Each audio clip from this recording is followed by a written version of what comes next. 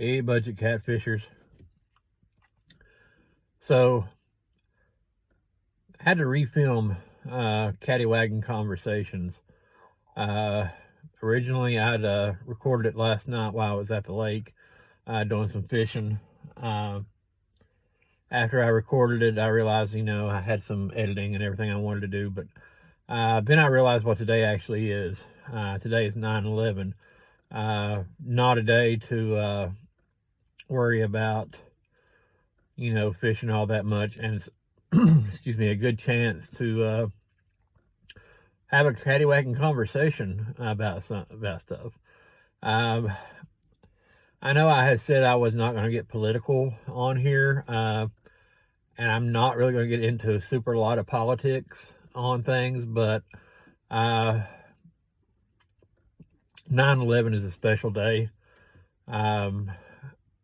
I know people that have lost people on 9/11. It was a very humbling day. It was, I don't know, the closest thing I know that, yeah, I don't even know what I could compare it to. I've not been alive long enough for a war, a real war or anything like that to compare it to.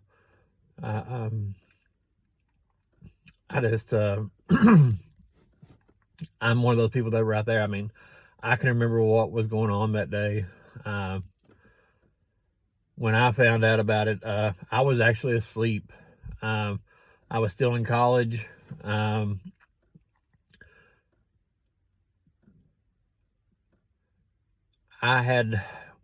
don't remember what we had done the night before, but my wife, at the time we weren't married, but she had spent the night there at the house in the living room because we'd stayed out late, and mom and dad were like, she can stay here, but stay in the living room.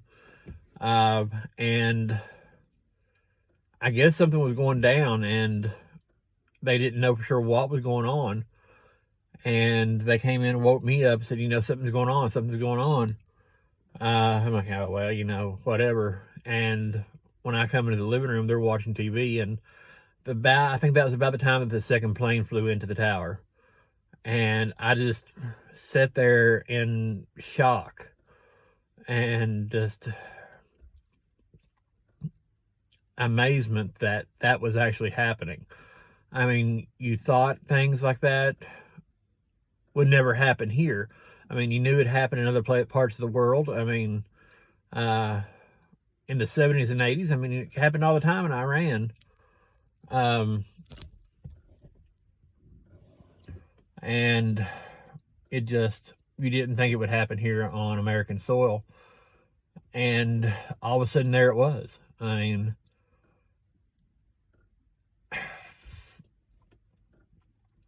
and here we are today. If you look at the day after and the weeks after 9/11, as a country, we came together in ways that were unprecedented. I've never seen the country come together the way it was. It didn't matter what side of the political fence you were on. Democrats, Republicans, independents, far left, far right. I mean, everybody was coming together and working through this, and, just being Americans, being the United States of America. Yeah, I mean, they talk about bipartisanship now, but yeah, there was no parties at that point in time. There was just one party, and that was the human party. But yeah, now here we are, less than 20 years after the fact, and we are more divided today than we've ever been.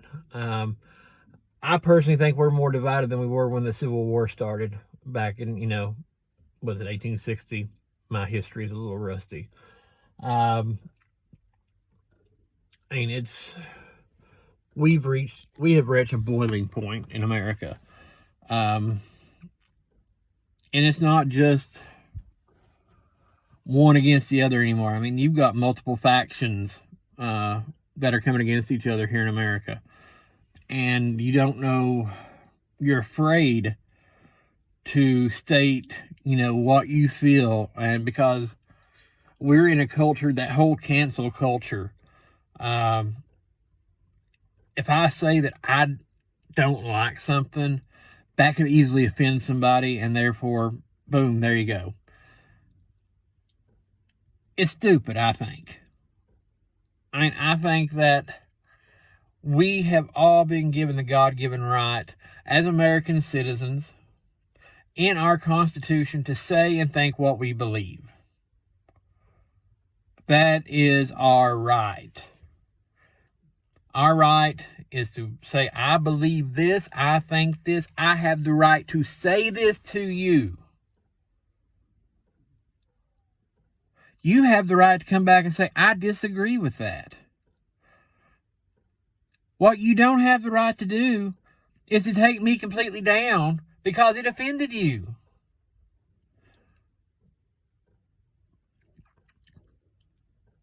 It has been several years, but I'm a communications major. I had to take classes on what is protected speech. Pornography is a protected speech. So me stating what my views are and it being taken down or, being flagged as being offensive or whatever,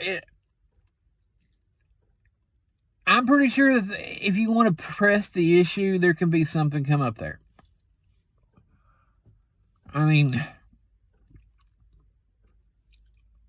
if Larry Flint can go to court, and can take people, I don't know. It's crazy.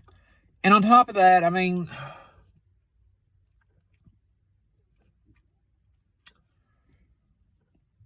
you've got other groups that are just, to and fro. We're Americans. It's time we act like Americans. Grow up. Grow some feelings. We've had a whole generation, that we've spoiled because of participation trophies, and we make them feel that just, because they are there, that they deserve. And it's our fault. My generation, we're still part of it. We're partly to blame too.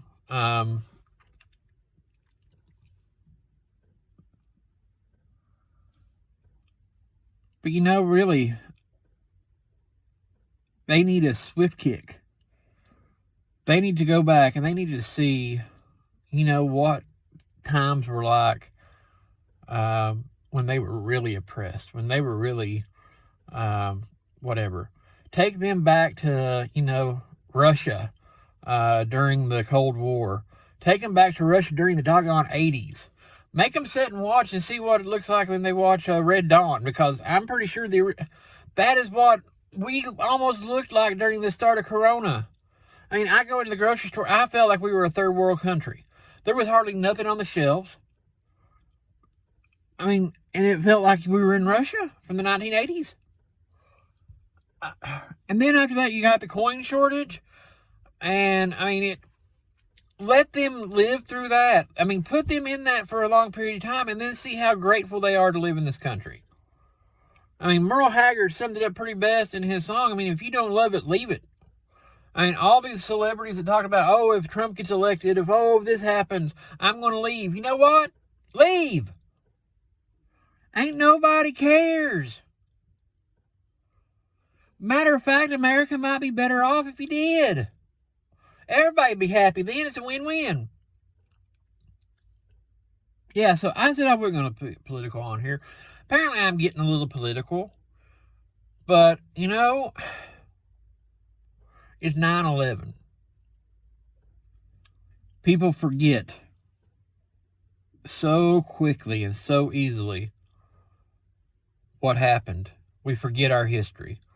The thing about it is, the old saying goes, once you forget your history, you're doomed to repeat it. And that's my fear. is that we've gotten too far away from remembering our history that it's going to happen again. I mean, I just wait for it to happen any day. I mean, you hear it.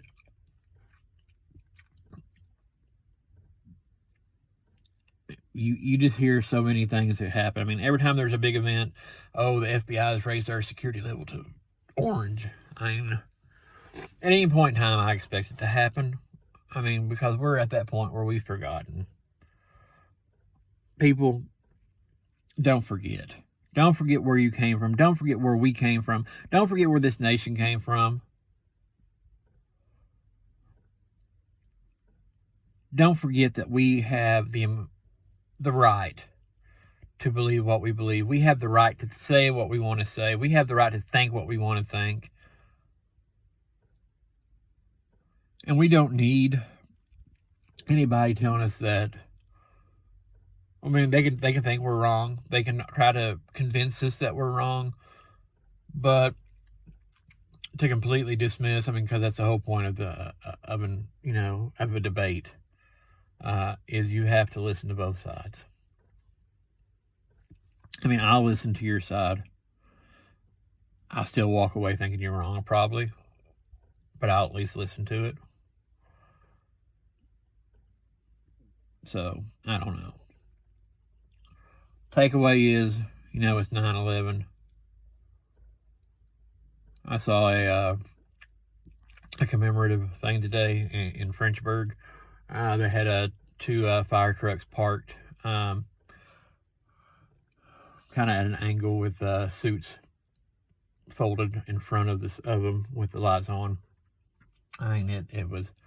Then I got to explain to my son, one of my sons, what the memorial was and what it was all about, and trying to make him understand, that something like that happened here. Just really odd to do. People just take a few minutes today. If you have younger kids, explain to them what the importance of today is. Explain to them why we have our flags at half-mast today. Explain to them why people are just a little bit whatever today. I mean, take the time to explain it. I don't know if I haven't checked the schoolwork today. I don't know if any of the schools have mentioned anything about it as far as in their work packages or anything, but it is not the time to forget it. As much as they want us to forget things like this, we do not forget them. Teach your kids. Teach them. Explain to them what the importance of the day is. Explain to them the significance of it.